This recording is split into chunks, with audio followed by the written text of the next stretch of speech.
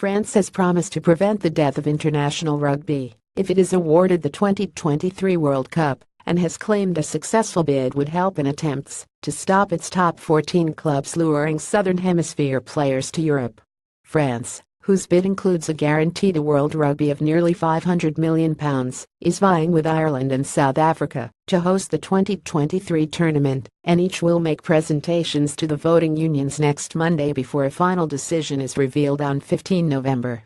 Outlining a proposal he believes would provide World Rugby with £350 million for reinvestment, the bid leader, Claude Etcher, also revealed plans to address the international landscape that has left France and England as the dominant economic forces.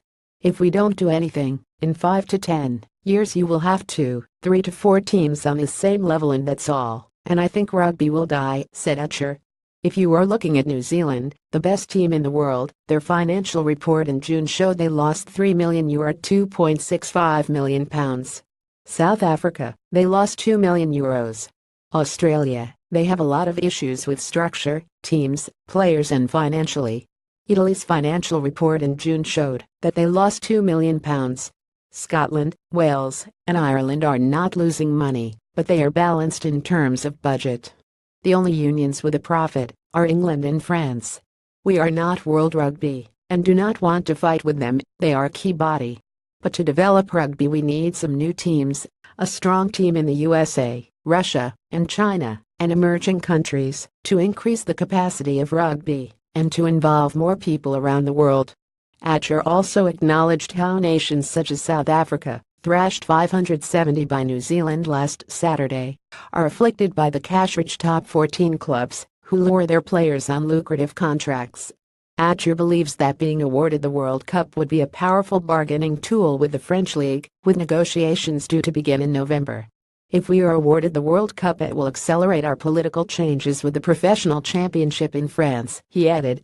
If we don't change the rules in 5 years or 10 years, all South African, Australian and New Zealand players will play in France, in England. The best players are not playing for the national team, so the results are not as expected by the unions, so it's very damaging. If you look at the English Premier League in football, it's exactly the same situation. All clubs are using foreign players, and the results of England's national team are the same as the French rugby team, and we have to change that. With the Rugby World Cup tournament director, Alan Gilpin, revealing over the weekend that organizers of Japan 2019 have not progressed as much as we would expect, Etcher took the opportunity to emphasize the financial strength of France's bid and their experience in hosting major sporting events. In the bid you have to prove that your stadiums are at the level of international competition, he said. I think that's a big strength for our bid. We don't need €1 to invest. If we wanted to host the World Cup in 6 months, we are totally ready.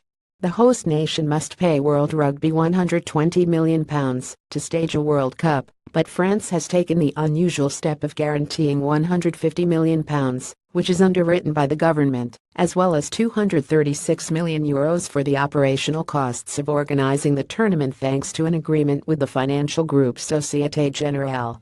Additionally, France intends to buy the commercial rights for hospitality and marketing from World Rugby for €112 million, with ticketing revenue forecast at €377 million, and a further €90 million in government support secured.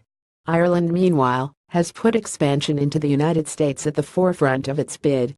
If the rugby community is genuine about wanting to expand this sport, if they want to inspire people from other countries as potential hosts, then we believe we've made it easy for them to do that, said the Irish Rugby Football Union Chief Executive, Philip Brown. What we'd see as a tripartite partnership has to be put in place between Ireland 2023, if we win the bid, World Rugby and US Rugby. It's about what can we do to increase the footprint of rugby in North America.